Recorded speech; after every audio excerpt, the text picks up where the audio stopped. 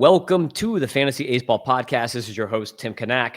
You can find me on the X at Fantasy Aceball. And if you are watching on the YouTube at the Tim Kanak on YouTube, you can see that we have a special guest with us, the Welsh. You can find him on the X at Is It the Welsh?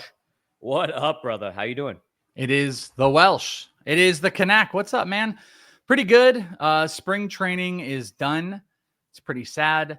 AAA Monday, they shipped out to their little AAA land, and there's only a couple more games. Minor league spring training is still kind of going on. It'll be going on for another, I think, 4 or 5 days out here in Arizona, and then the minor league season is going to kick off. And it's like, holy crap.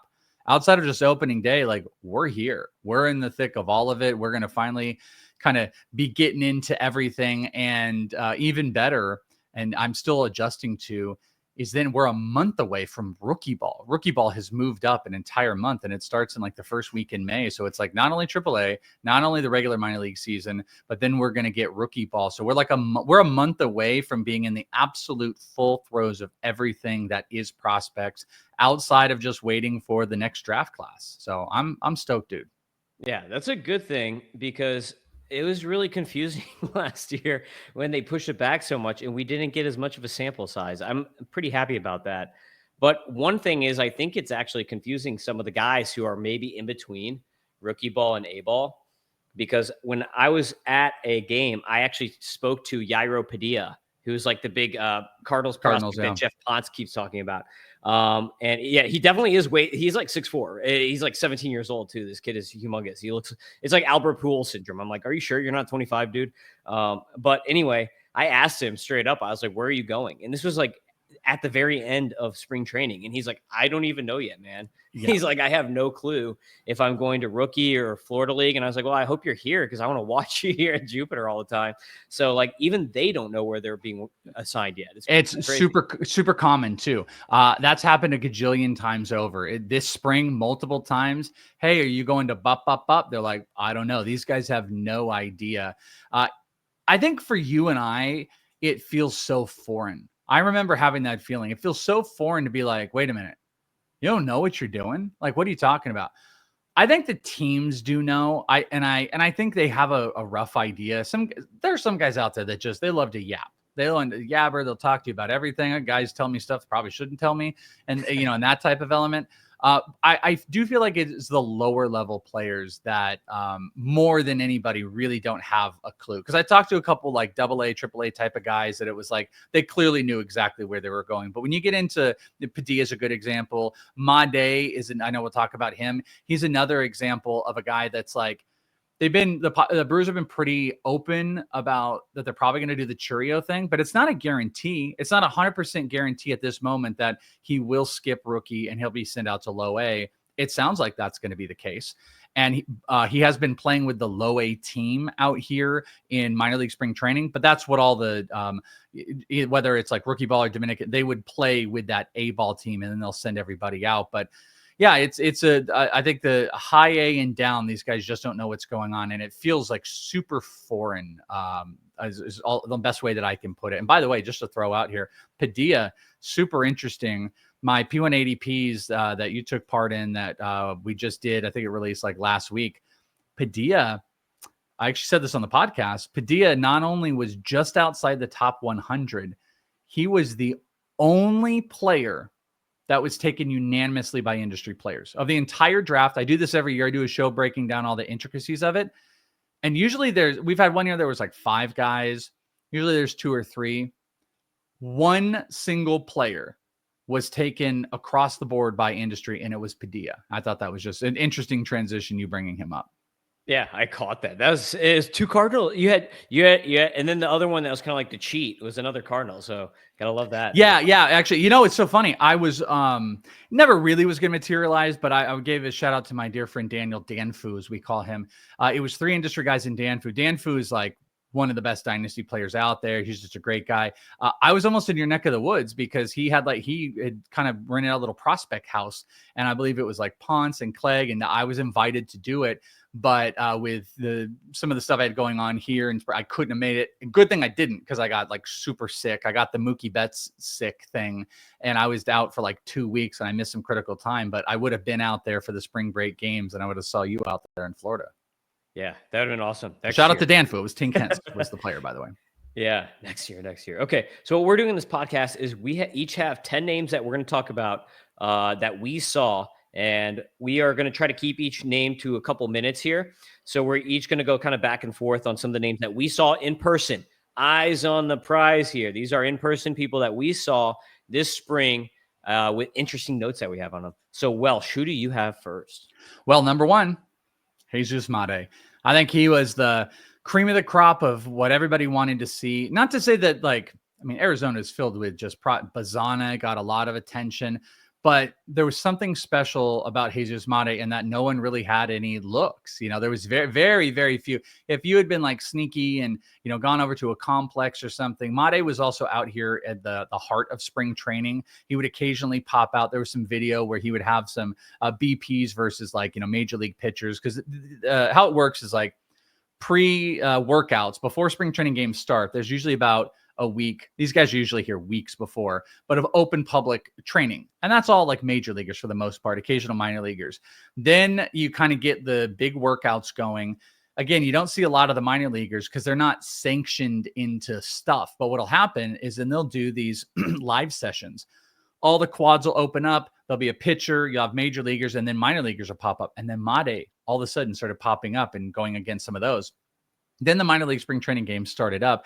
Everybody wanted to focus on him. And I got to catch him over at the Dodgers facility, wild facility to be at. Thoroughly impressed. Body was something that really stood out. You look at a lot of video out there. He doesn't look exactly like super imposing. And I'm not going to say he's a super imposing guy in person, but 17-year-old, much bigger than I thought he was. Probably, I can be honest with you. I don't have it up here. Now I kind of want to look. I want to say he was about 6'1". And I'm curious if it's still like 5'11" or 5'10". Oh, no, they have listed him at 6'1". So it looks like that's updated. 6'1", 187 on Pipeline. That's probably about where it was. I saw him play third and short, and they kind of bounced around per inning, which I thought was super interesting. Very, very impressive. Hyper defensive already, which I think is a big plus, big arm. The bat is super fascinating. One of the things I think that's still going on, and sometimes you see in like some younger Dominican players, is you'll see kind of that like across the body swing. It's not, some guys are built in just launch angle swings. We see the upper trajectory, big launch angle swings. That's not Mate, but he makes a lot of like barrel type of contact. And as he grows, it's going to probably come up and up. And you've seen videos out there where he just gets a good barrel on it. It's not like an MLB The Show pimped, home run swing where you cut scene. It's just one of those where he hits it across and you're like, holy crap, that went out. There's some pure raw power, but big speed, very impressed by the body, very impressed by the maturity too. There's some interesting guys that were on those low-level guys. I actually do think that Jesus Mate is going to push to A-ball. I think they're going to do the same Chourio thing.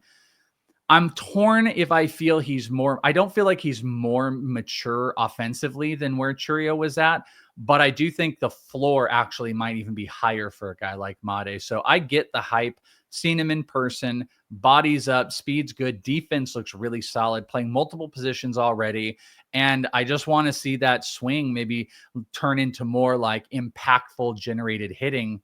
But he's 17 years old, and we're going to get there. And it looks like the Brewers are putting him on the fast track. So very, very impressed with Jesus Mate in my look. I'm going to put you on the spot here real quick. Sure. If by the end of the year, you had to pick one of Jesus Mate after you saw him versus Leodalis DeVries, which way are you heading? So, boy, that's super, super tough. I'm going to try not to give you I'm going to caveat it, but I'm trying not to.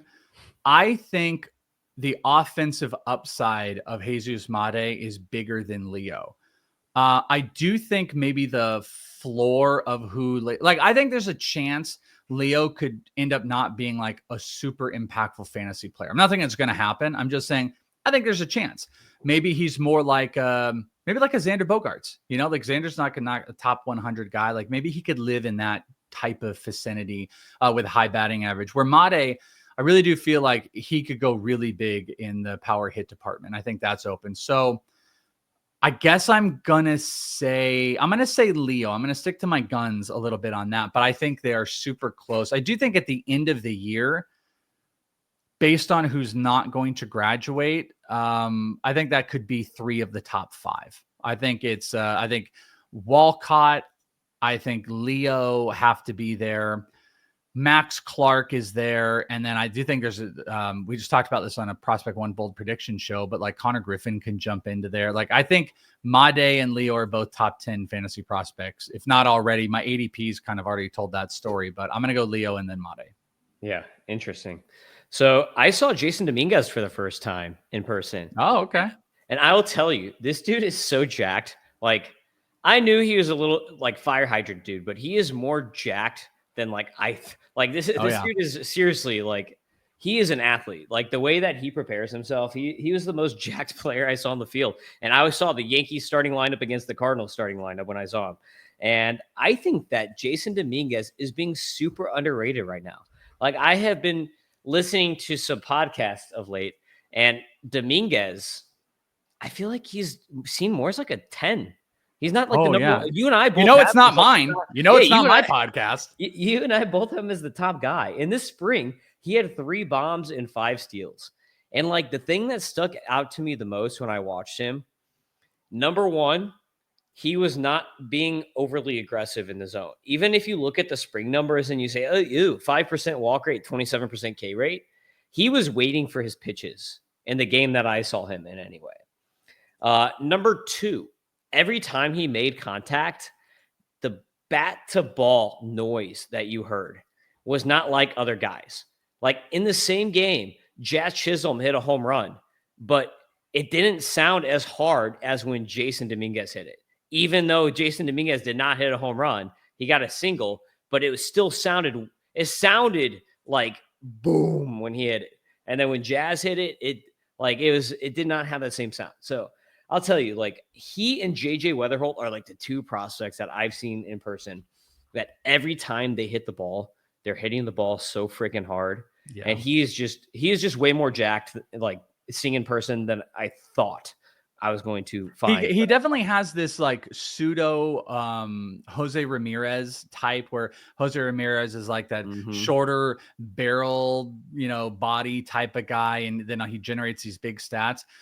Jason's a little different because Jason also he kind of thins out. So he's just a shorter guy, but he's got a little bit like more of a, I guess that's like a funnel and an upside down funnel, or I guess that's the right side of a funnel type of body, but it has similarities of like a Jose Ramirez, but also there's some similarities in the gameplay as well. Like there's some big power potential. He runs like crazy. I still hold firm to this at the top of these. Like if you want Christian Campbell at the top, I'm game, man. I've fallen more in love with Christian Campbell. I have Christian Campbell above Roman Anthony. If you want to have Roman Anthony there, you can do that.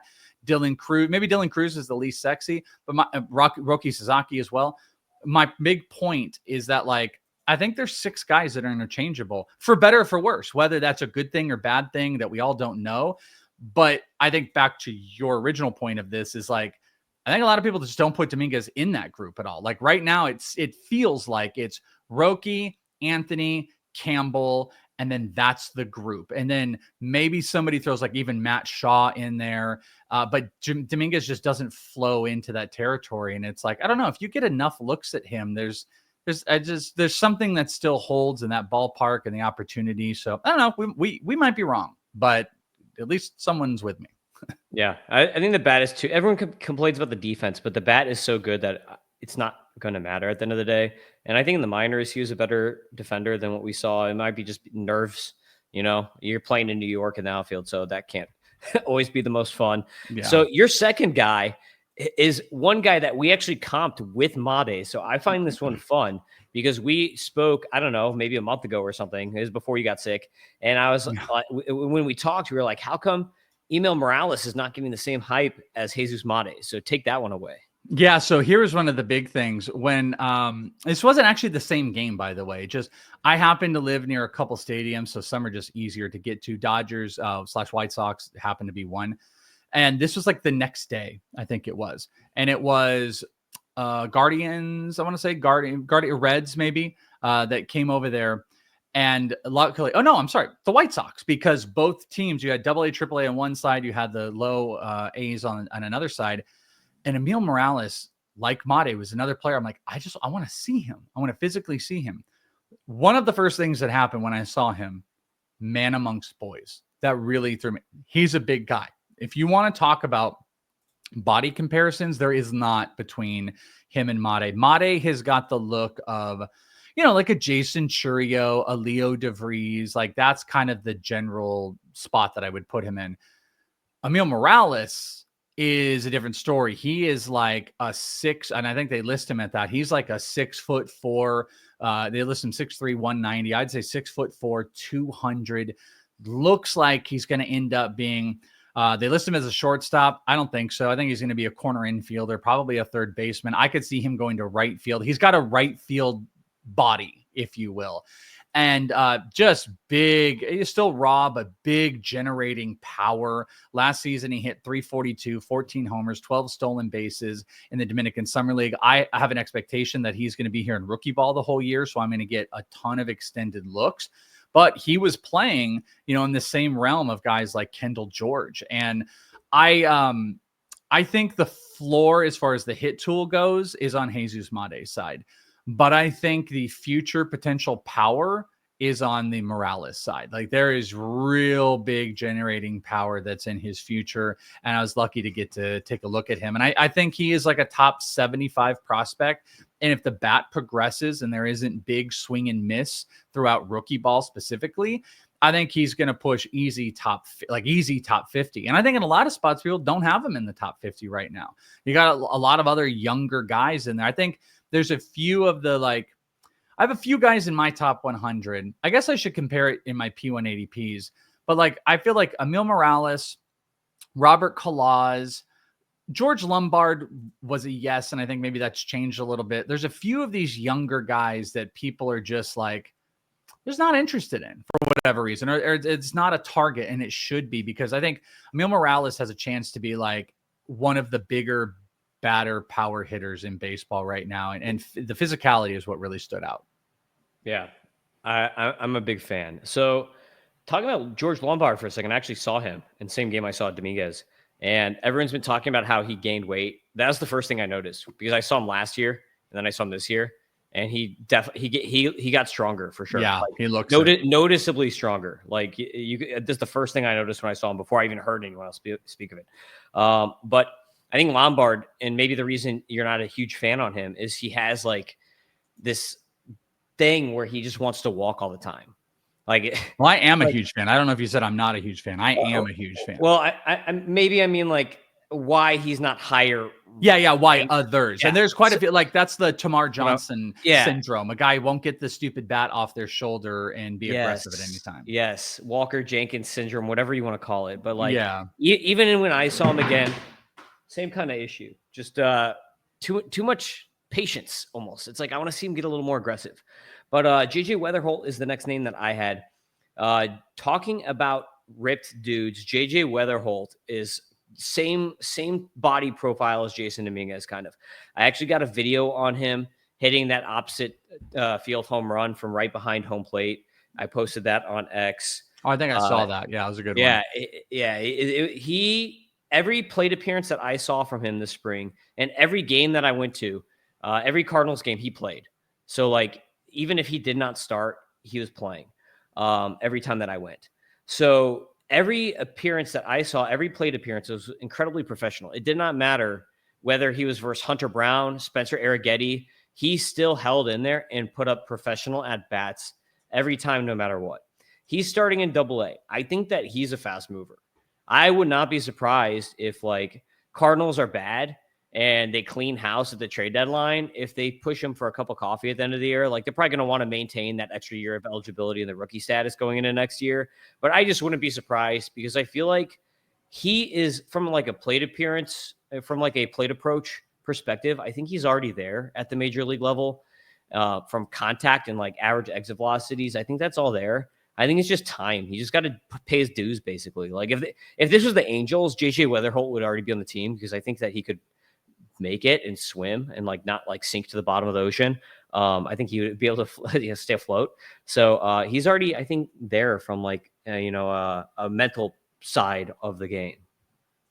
Yeah, I love that one. I'm dying to. I hope he doesn't get a cup of coffee. So they send him to the Arizona Fall League because the Cardinals tend to be and can be kind of aggressive on some of the prospects that they send out there. A lot of pitching usually, but I've been falling more in love with him. And it's funny to hear you say even more of the Jasson Dominguez body type because I've kind of held on to this for quite some time. Is like I still think there's a Corbin Carroll-ness to JJ Wetherholt in like approach and plate coverage, sometimes the swing. And like, even though like Carroll can get the bat just kind of like horizontal at points, like it'll be to a point of being able to barrel and get the ball in the air. So like, I've always kind of held that with JJ Wetherholt, but I think that's a great one.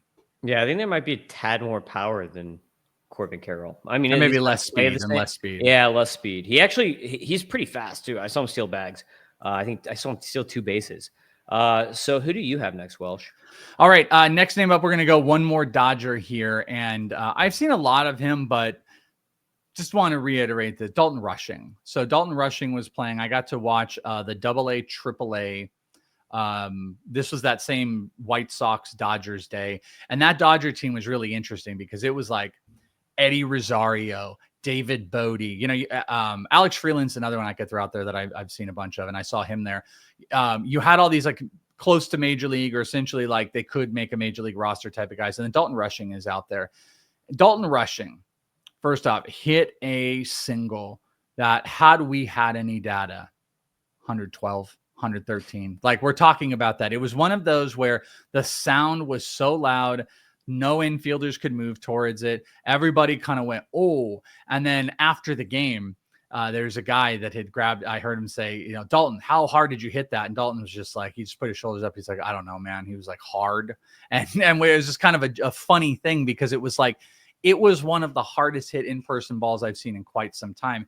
And it was like a good reiteration that like the offensive profile of Dalton Rushing is still absolutely there. Body type, again, kind of like a Jasson Dominguez. He's not as athletic, but he's a little bit shorter, 220, 225 with a big power swing, starting to make a lot more consistent. At least in spring, he was making a lot more consistent contact.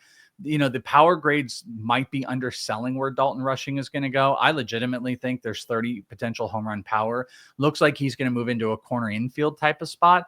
And we just don't know, is he going to become a 230 hitter that presses for 20 to 22 homers, or could he be a 260 hitter that's pushing 25 to 30 homers?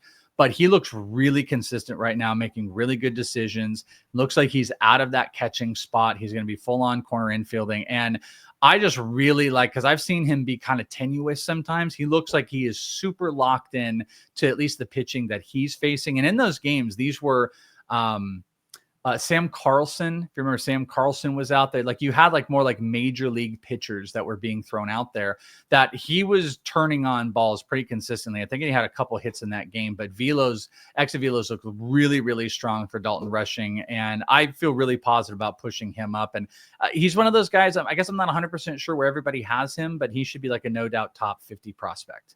This is the only question that I have on Rushing is how good does he have to be, Welsh, to actually make it on the Dodgers because they have so much depth?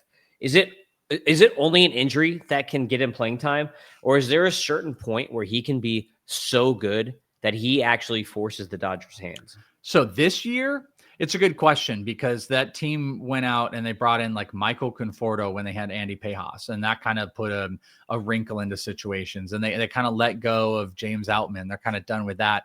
It's hard. It's really hard to push through. There's no DH availability, obviously, on that team, which is somewhere that Dalton Rushing can go. So this year, I think it's going to take a major injury. Plus, They got some guys that are close, like Alex Freeland, different position, but Alex Freeland is a guy that, they're going to want to see sooner rather than later if there's an injury. And then it's Rushing, and Rushing is kind of stuck to the outfield. So there could clearly be some outfield openings that could happen. And I think if they want impact bats, they could do it. Maybe a better situation would be a trade, as if they could use him as a big trade chip. What I wouldn't love is if they used him to trade for like Sandy Alcantara and he's a Marlin. That's not going to make me feel great. But I don't know. I think Dalton Rushing is just a good bet in that top 50 range. And I think some people have him even higher. I'll try to look in my ADPs because I'm not 100% sure where he ended up going. But I think it actually might have even been a little bit higher, to be honest with you. Yeah, I think that I would never get a share of him in one of those because I've got him at 64, and there are people that are really high on him. Like I think Clegg has him as like a top 10. Let's see. Yeah, he was 25, so never mind. He was 25 in here, so maybe I'm like a tiny bit lower because I don't have him as a top 25. He's actually he went one spot in the P1 ADPs. If anyone doesn't know, it's just a top 200 prospect ADP that's built off of all these drafts, and it's on my Patreon. Dalton Rushing ended up one spot above JJ Wetherholt, which is pretty interesting. I'm not sure if I don't have it like that on my own personal ranks, but he didn't go outside the top 31 was the furthest he went down. But I've got him a little bit lower, but I was very, very impressed with him in spring. So my next guy, I'm going to actually group these two together because it's kind of funny that I've seen these two pitch against each other twice now. Last year, I saw Quinn Mathews pitch against Thomas White in A-ball. And then I remember that one. Yeah. And then this year I saw them pitch against each other in the spring breakout game. And this is just kind of my takeaway. Quinn Mathews looked maybe a little more polished, but his stuff, in my opinion, might have been worse than when I saw him last year. Which you're not going to get that take anywhere else. But he topped out at about 94 miles per hour on the gun. And last year when I saw him, he was hitting 96. Same stadium, so you can't say what gun, whatever. Yeah, weird guns and all that. So he was down a couple ticks. Now the difference is Quinn Mathews was also throwing more pitches. When I saw him last year in A-ball, he was just throwing fastball slider, just like getting everyone out on two pitches, just having fun. In the spring breakout game, he was throwing a bunch of sinkers. So he throws like a 94 mile per hour sinker that he did not even throw last year. That's like a new pitch that he brought in this spring. And then he was throwing the changeup a lot more than when I saw last year. So I saw some differences. And to me, part of that, if anyone has like kind of followed the Cardinals and their pitching, the Cardinals are a team that like to generate bad contact for whatever reason. Like Zac Gallen and a couple other like former Cardinals pitchers have talked crap about it, where like when they were coming up in the minors, the Cardinals guys were like, actually, we don't want you to strike people out. We want you to generate bad contact. Try to get Gallen loves to talk crap about the Cardinals. I actually love it. He's so over them. Yeah, they're like, we want you to be Dakota Hudson. Dakota Hudson is the greatest. We want you to be Andre Palante and get a 70% ground ball rate instead of striking out the world. So I kind of worry a little bit when I see this because it makes me think, are the Cardinals trying to tinker now with Quinn Mathews when he was so successful last year and like make him do Cardinals things instead of Quinn Mathews things? So it actually has me a little bit concerned. I still love him, but like I am a little bit concerned about that as like the Cardinals fan who is like kind of slightly anti-Cardinals at the same time. And then on the other side of the coin, we had Thomas White, who last year I was kind of like, he's all right. I don't really know what the hype is about. Like I like him. I think he's gonna be good, but I didn't think he was gonna be great. This year, spring breakout, he was throwing 99 miles per hour from the left side. And his slider that he had, or sweep, I think it's a sweeper actually, whatever. He has a new breaking pitch, a slider sweeper, something, was sick. And I just kept thinking of Shane McClanahan when I was sitting there watching him with that stuff. And he was on point. So I will tell you, out of all the guys that I saw this spring, and I went to 5 games, he was by far the most impressive out of like anyone, the gains that I saw anyone make. And that's pro or minor leaguer. Thomas White is going to be the biggest mover in my next prospect ranking. I was just blown away. And we just did a little thing on your podcast for breakout. And I almost wanted to say him, but I was like, he's like too good. He's like too high up in people's lists. I wanted to give someone, I wanted to throw a name out there that was a little more fun. But if you would have said like Thomas White's the #1 pitching prospect, I think that would have been good for both. I don't know if you would have said that. I could see it. Like to be honest with you, with Painter's going to be gone. I will tell you this. I would almost think Thomas White could be better than Jackson Jobe. So you would be facing, we did this as a little experiment on there. You would have Sasaki gone, Painter gone, Jobe gone, Schultz we had go away, Bubba Chandler's got to go away, and Chase Dolander all going to go away. So you would be up against Chase Burns, Hagan Smith, Quinn Mathews, Travis Sikora. Like that's the group. Like I already, based on that, that was kind of my rank of pitchers, by the way. All those guys graduate. Thomas White is my 5th overall pitcher. So you're already kind of there. So the boldness of those guys all theoretically graduating. Thomas White as a #1 starting pitcher is not asinine because you're just fighting Hagan and Chase Burns. And by the way, that's like mine. Someone could be like, oh, you're silly. Yarlin Susana should be up there, or, whoever the hell anybody wants to put, but it wouldn't have been crazy for you. Yeah, I think he probably should be. Yeah. Like this is the difference is he has shown his stuff more than what we have seen from Chase Burns and Hagan Smith at, the minor league level. So I think it's, it wouldn't be crazy to say that. I think he could be better than those guys. He was phenomenal. And he was the guy. Like that is the guy, Thomas White.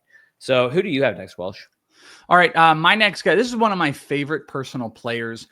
Just the demeanor as well is Braden Montgomery. I'm a big Braden Montgomery fan. Frankly, I talked about this on the last show when I was breaking down the P180Ps that I really truthfully think we went from a first-year player class that the only popular thing to do was to talk down about how garbage it was. And if you don't have the first pick or second pick, to trade out of it and get later picks.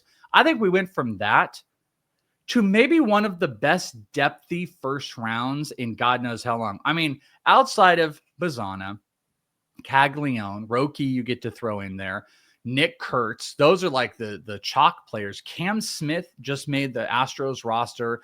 Jeff Pond said he has him at like #3 or 2 in first year player. Connor Griffin moved way up. Christian Moore looks like he's made. I mean, I'm telling you, Chase Burns, Hagan Smith, everyone wanted out. Now you want 2 or 3. The other name in that list is Braden Montgomery. And I think he's becoming kind of the forgotten child still because Cam Smith is moving up. Connor Griffin's moving up. Bryce Rayner's kind of staying. Christian Moore. Braden Montgomery is being kind of pushed back a tiny bit. And I saw him take some loud BPs. So we're talking like a lot, like he was doing some BP sessions with major leaguers. Now, you could argue White Sox major leaguers are not super impressive right now, but you still got Robert and whatever. We're talking like loud BPs, really, really good decision making. He's healthy. That's the other thing. He missed all that time because of I think it was the ankle that the injury he suffered in college, and he never got to play any pro time. He also, I'm here to tell you, I'm the intangibles person. A lot of people rightfully so should just tell you about all the data and stuff like that. I get hooked into intangibles. Braden Smith is unflappable, if you will. He is calm, cool, collected. He has, I'm going to be the face of this organization mentality, smiles, wants to talk to everybody, wants to tell stories. And I told this, Josh Barfield, one of the days near the end of camp, Braden Montgomery was kind of walking over. Josh Barfield came and grabbed him and stole him from some people and brought him over to Bo Jackson, who was in camp. And Braden sat in a cart with Bo Jackson for like 10 minutes just talking about baseball. Colson Montgomery did the same thing. Nothing. Braden then came right over and started telling me about it, telling me like talking about the experience and how much. There's something to this cool, calm, collected kid. Former pitcher, did at Stanford, great college hitter, many respects seen as a better prospect than Cam Smith in there. Huge, big exit velocities. There's big power. I think he can run some. Looks a little bit even more svelte than I thought. So I think there's like, some good body projection. Between hearing those loud BPs and just seeing how he's taking it professionally, I think they could slow roll him a little bit. He's not getting the Cam Smith run, but look out for Braden Montgomery to maybe have a big season. And maybe, especially at lower levels, he could dominate because of the time missed. Wouldn't be surprised if we saw a 20 home run season. Wouldn't be surprised if they pushed him to the AFL. And I wouldn't be surprised if next year that team is looking closer to starting Colson Montgomery, Kyle Teal, and even a Braden Montgomery. I think he feels further away for a lot of people, but I think he's kind of a hidden gem that's still out there because no one has any real tangible info because of the time missed. But I really do love Braden Montgomery. Question for you. Do you think he sticks as a switch hitter from what you saw of him? Did the ball sound the same left-handed and right-handed? That's a really good question. I don't recall if I should have paid attention. I want to say the side of the plate with the loud was the left side of the plate. Now that I don't recall if I was hearing in that BP session the right-handed, because there was just this loud tunneling sound, and people have heard that. Like when you hear a session, you're like, oh, that's a different sound. That's like an old adage. I don't really recall the right side. I think he will hit from both sides of the plate. I think he's got a lot of backing between, like, just a really big. Here's a better example. Instead of me trying to come up with the term, Luis Rengifo, smaller guy, switch hitter. We actually saw him become almost like two different type of hitters last year. Forgive me if I'm getting the sides wrong, but like we saw him lower his barrel rate and change his swing type to where when he was a lefty, he was looking more of like a contact based hitter. And when he was a righty, he was tapping into his power. And you could like physically see that in his splits. I don't think Braden Montgomery is going to do that because I think he has the support of pure raw power on both sides of the plate. Maybe he's going to lean to be like a better left-handed short platoon, or I guess strong side platoon type of player. But I'm very much in, and I think we're going to get a lot of the answers in the coming weeks of getting to finally see him in games and starting to see some of the production. Yeah. So I took two. Your next one. Yes. Captain Jac Cags. Talk about Jac. Yeah. Yeah, so I'll throw in that one more if you're talking about big names. Frankly, I'll even do this if you don't care. How about I pair these next two together, because I think these two are monsters. And Jac Cagliaone, who's my number 5 on this list.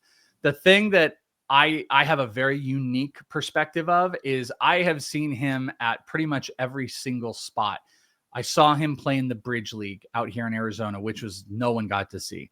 No, I guess not in person, A-ball. But got to watch that. Got to see him in the Arizona Fall League. Got to see him in early camp with major leaguers, talking with George Brett and Bobby Witt Jr., and then get to see him in games. And the thing that has clearly changed with Jac is he is not playing from behind anymore. In Bridge League, some of the nastiest swings you've ever seen. And I'm talking not like, oh, baby. I'm talking like horrible breaking pitch, just getting soared. Everything looked horrible. Bad decision-making. That 6 months of progressing through the Arizona Fall League to now, he looks like he's becoming a completely different player. He's making better decisions. He's cutting strikeouts down. He already has raw power. I've said this before. People have heard it, but Jac told me one of the homers I got on video, it was tracked at 500. It was 504 in their data they have in the dugout. I was blown away when he said that. Like, he has some of the most insane raw power you've ever seen. He just has to make some contact and not swing through. And that is exactly what we're starting to see. So I am very, very hopeful for Jac Cagliaone. And I think, again, he was the beaten down stepchild of the first year players. Everyone's like, I don't know about him. Give me Condon, give me Bazan.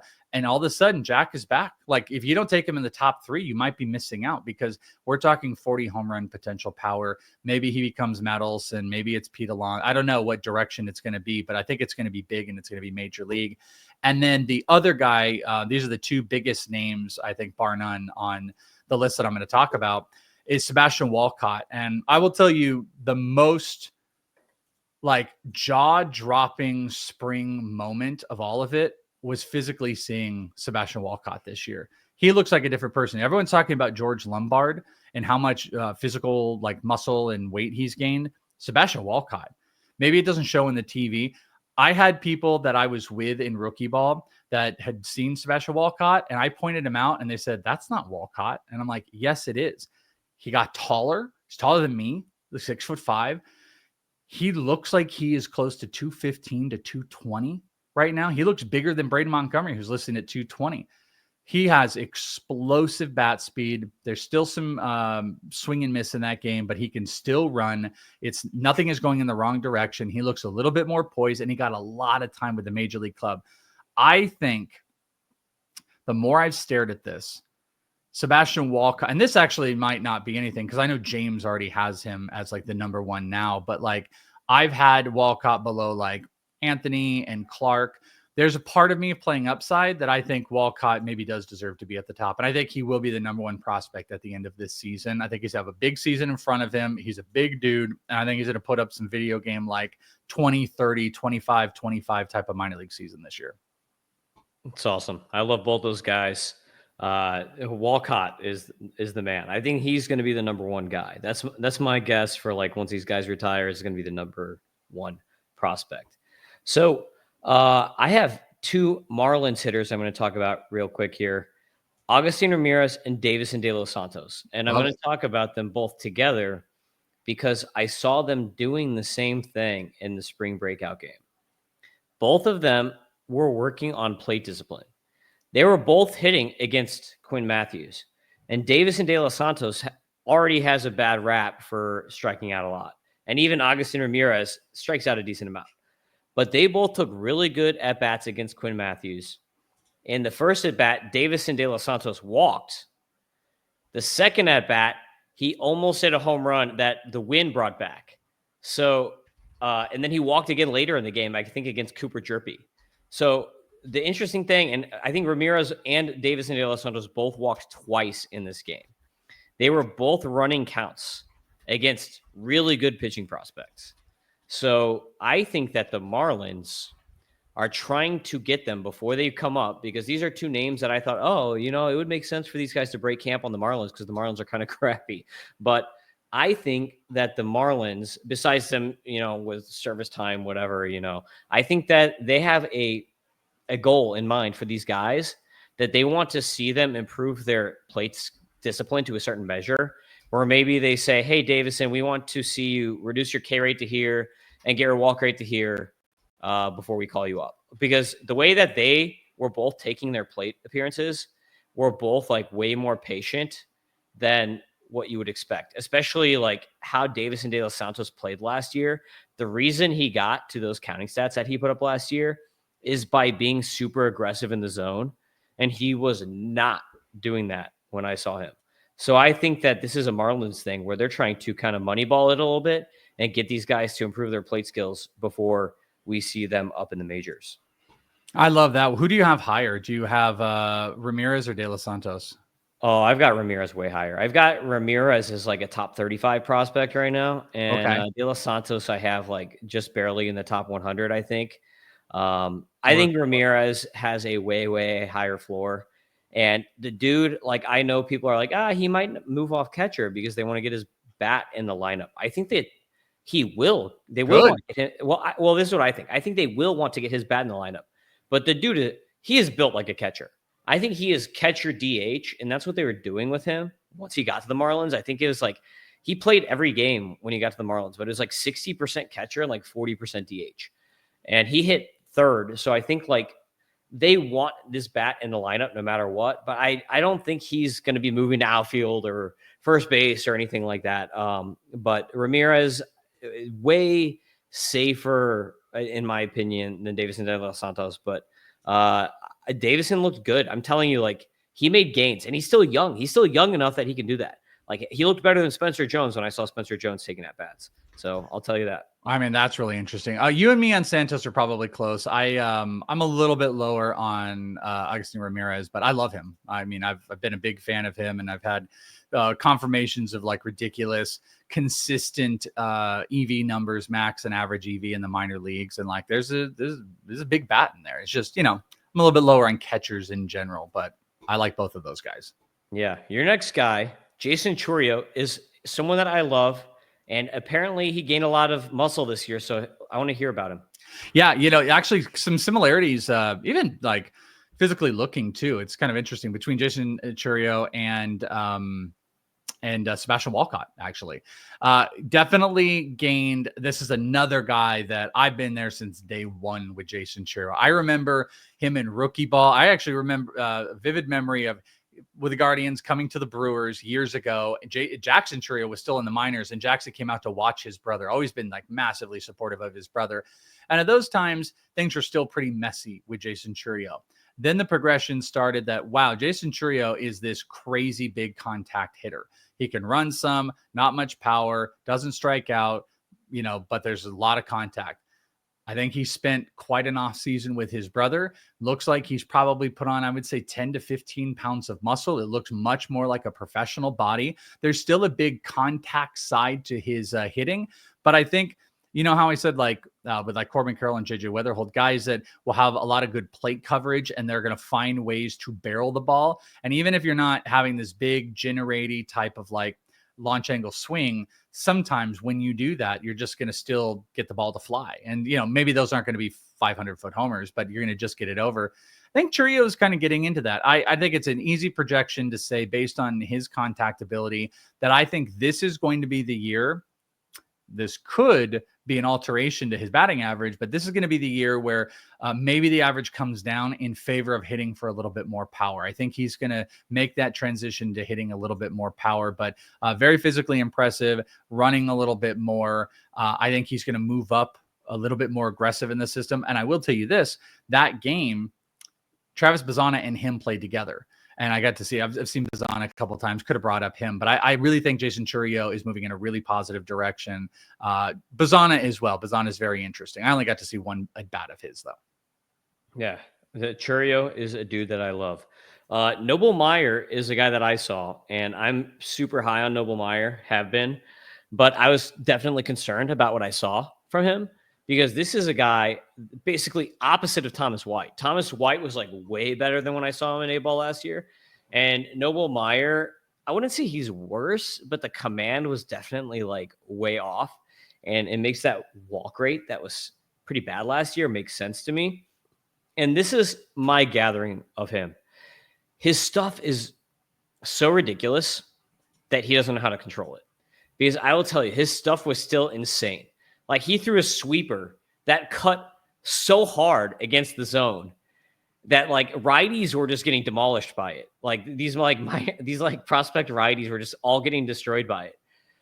But against lefties, he could have, because that was his out pitch, was that sweeper that just cuts straight across the zone. Against lefties, it didn't play. So he's walking lefties and striking out righties. Very much like Brandon Pfaadt, by the way. Just want to throw that out. That is Brandon Pfaadt's issue right now. Sweeper gets out righties. He cannot get out lefties right now. And it's been an issue of he tries to throw the sinker, but it's you need the changeup. Yeah.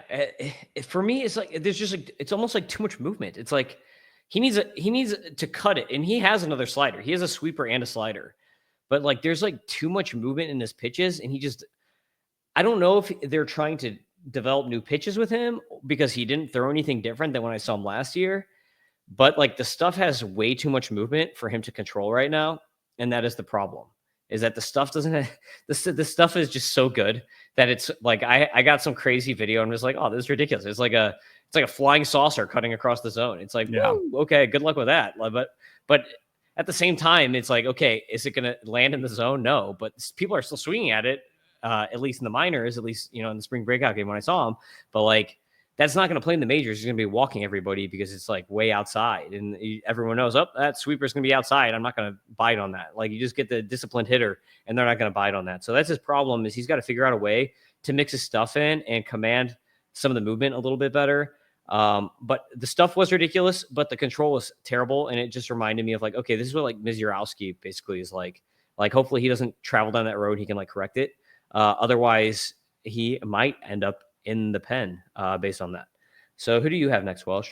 Well, how about I'm going to pair these guys. I've got some pitchers. Two are from the same team. It's a little bit more than the 10, but I'll just do a quick little pitching side since I've gone really heavy hitting.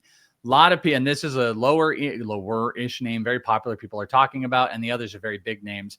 Ryan Sloan with the Seattle Mariners.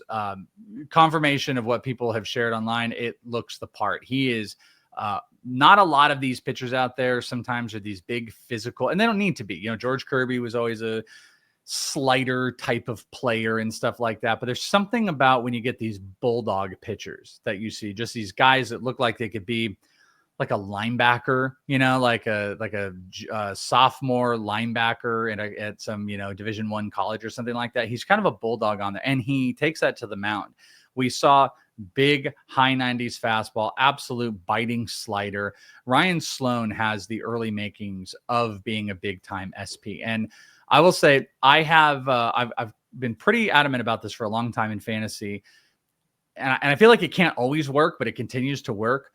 I do not like to pay for the high end of SPs in fantasy. People wanted to send me trades. Oh, hey, by the way, would you trade like Max Clark and I could get Jackson Jobe? And it's like, those aren't the trade. Or, hey, I can trade, this Mookie Betts. I'm kind of scared about Mookie Betts, but I could go and get like Noah Schultz and another thing. It's like, I don't want to center trades around pitching prospects. I also don't like to necessarily draft them early on because there's incredible values later on guys, and the guys that move up, that's where the real return is. And right now, in the back end ish of SPs, there's a lot of guys. Logan Henderson's a good value. I think people are sleeping on Cam Caminiti. You could argue maybe Brandon Sprott hasn't quite been up there. Ricky Tiedemann, like those are some good values. But then also there's Ryan Sloan, who's sitting out there. And Ryan Sloan is on that younger side. Him and Cam Caminiti, I think, are two of the youngest pitchers out there that I'm really, really super interested in.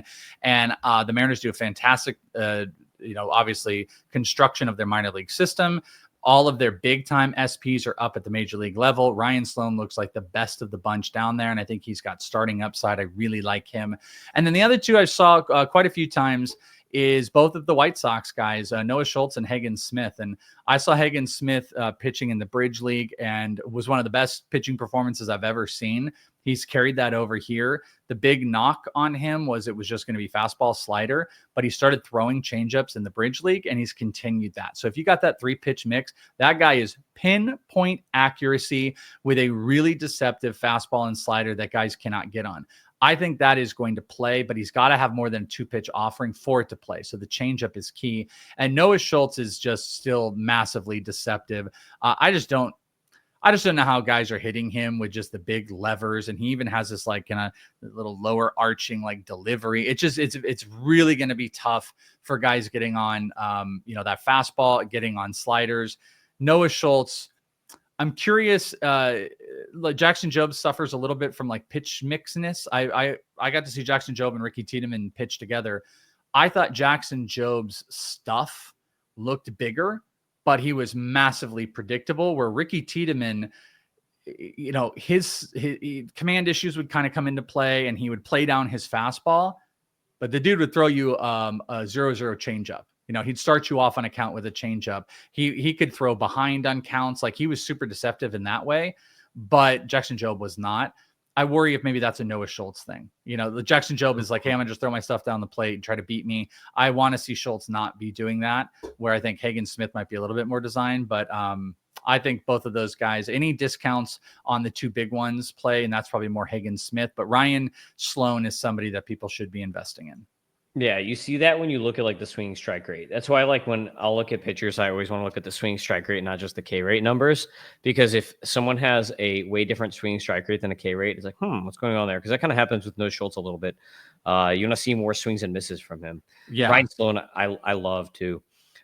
So we are trying to get this in an hour. So I'm going to give you two quick pitchers right here for the Cardinals, Cooper Hjerpe and Michael McGreevy. So Cooper Hjerpe, I saw him pitch 2 innings and he had 4 Ks and also 2 walks. So it's a little bit like the Noble Meyer, but the difference is that I feel like Hjerpe had more control over what he was doing.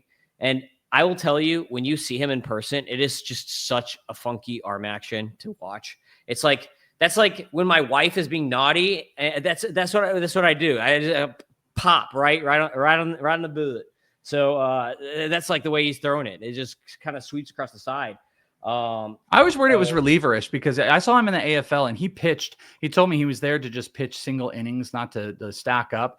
But there's always something about that side angle that screamed reliever to me with Hjerpe. I told you that like a year ago too. Yeah, I think his stuff was so good that if the Cardinals do trade Ryan Helsley at the trade deadline, he could just jump right in and be like the next Cardinals closer, like right off the get, because I think the stuff is that good. Now, from a starter's perspective, I think he could make it. He has enough in his mix that throws guys off balance that he could be a really effective, like 5-inning starter. Like, I don't know if he's going 3 times the order and he's getting 7 innings pitched or whatever, but I feel like he could be a guy who's like a really, really effective, like 5-6 inning guy on a regular basis if the Cardinals want to push that game. Now, Michael McGreevy, completely different type of pitcher. This dude could go 8 innings, right? McGreevy is a very effective pitcher. This is the kind of pitcher that the Cardinals love. They drafted him in the first round, and they threw like Shane Bieber comps on when they drafted him, and then he worked his way up through the minors. Really bad statistics until he came to the majors last year and was awesome. And you're like, whoa! And then he had a really good spring this year too. So he dots. Like, this dude just dots everything. Amazing command here, Michael McGreevy. Now, I think that the stuff could develop. Like, it looked better this spring than when I watched him last year. On a lot of people thought he was going to be the 5. They gave it to Liberatore, but people thought he might have that shot at the 5. He should have been. He looked fantastic, I think. And like, it kind of reminded me when he had the Shane Bieber comps when he's drafted. I'm like, oh, maybe it is a Shane Bieber situation, because remember when Shane Bieber was coming up, he didn't have very good stuff. People were just talking about, oh, this guy's all command, this guy's all control. And then the stuff developed once he got to the majors. So we might see some of that from McGreevy. So I kind of think he's pretty interesting still. Now, you have one more name for us, Welsh. Do I have one more name? No, I got all my guys. Oh, yes, I did. I completely missed on this guy. Apologies. I realized what I did here because I went to all the SPs. I do have one more name. I have been kind of the like resident defender of this guy, because I feel like there were a lot of big positive hopes and people have kind of moved off of it. I mean, he's moved down like a tiny bit, but that really hasn't been due to his overall production more than it has been like, paying attention to the Cam Smiths and the Jesus Mates moving up. But Lazaro Montes, and Lazaro got to spend some of the pre-camp offseason. It was great to see working with like Randy Arozarena. I got to see him on very early in camp working with Julio Rodriguez. Their buddies, works a lot with him. And one of the first things that stood out was I thought Lazaro trimmed down a little bit. And that has been one of the biggest worries about Montes, whether it was like he's going to get comped to Jordan Alvarez, or he's a guy that doesn't belong in the outfield and is going to end up pushed to being first baseman. I think a lot of people hone in on that. I saw a guy that really looked like he had trimmed down the body a bit. And he's pairing this with a good hit tool. I don't want to say a great hit tool, because I've had multiple conversations, and I want to say, I think it was with either Clegg or Cross, that the argument was like the surface level is great. It's almost 400 OBP. Dude hit 288, 20 homers. He stole a few bases last year. He moved 2 levels. Even high A at 20 years old. He still hit 260. The negative was some really low zone contact numbers. And that is something that can end up catching up to a player. So you got to watch swing and miss and contact numbers. But I also think that's like part of the progression. So I saw, I don't want to say, especially because it was a lot of early camp stuff and it wasn't like the spring breakout game or anything like that.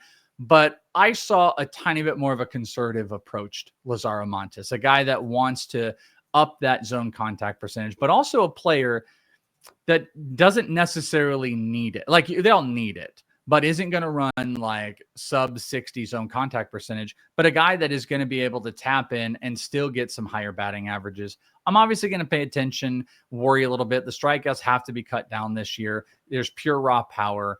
But I think this offseason program between working in the Dominican with major leaguers like Randy Arozarena and being honed in with Ichiro's and Julio Rodriguez to a much bigger degree. Because last season, it was like pretty much everything started up.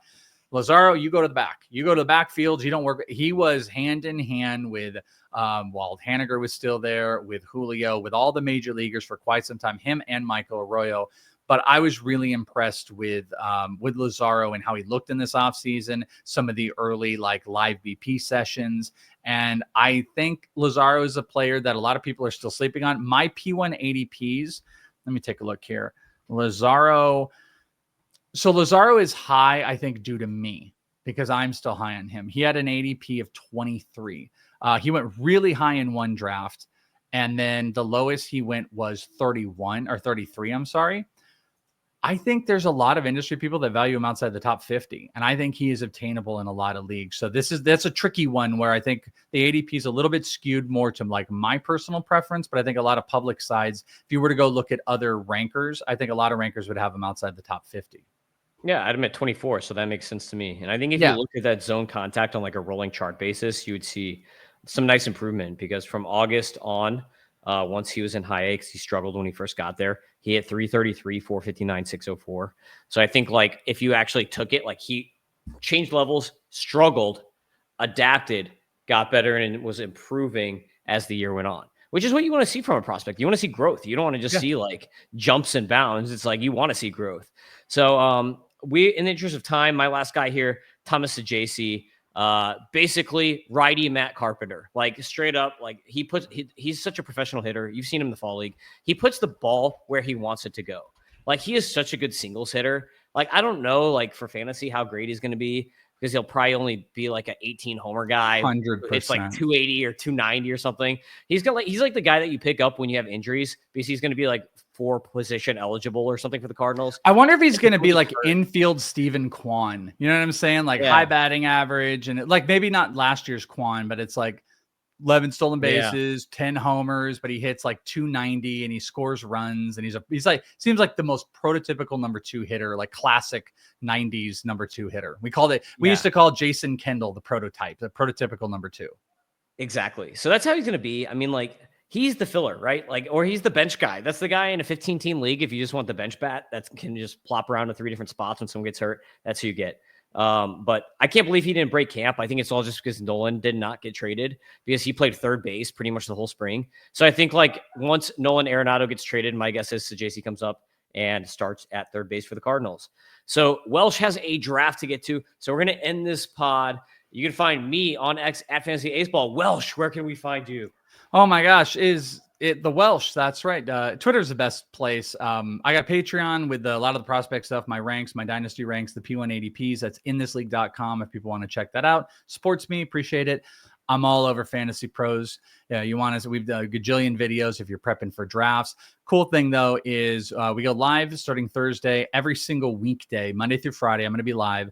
It's live on Twitch. The Fantasy Pros Twitch, twitch.tv/Fantasy Pros. And then it goes to the YouTube. So whichever one you do, you can check that out. But I'm also going to be doing my prospect kind of articles. We're going to do a prospect segment during the week, talking about kind of my take on that. And I'm going to kind of get back into some of the live streaming on the In This League Twitch as well for probably prospects and redrafts. So Twitter's the best place to follow it, but inthisleague.com over on Fantasy Pros, Prospect One, check it all out. Appreciate you, brother. Yep. Thanks for jumping on. Peace out, everybody.